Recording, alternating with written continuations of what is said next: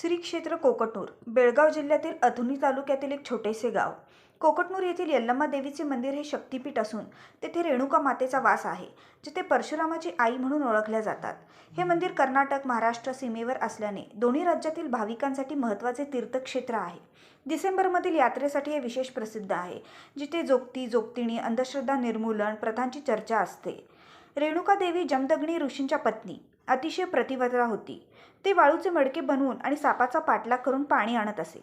एके दिवशी तिने एका चारणकन्येला आणि तिच्या प्रियकराला एकाच मडक्यात पाहिले, ज्यामुळे तिची प्रतिव्रता भंग झाली असे मानले जाते.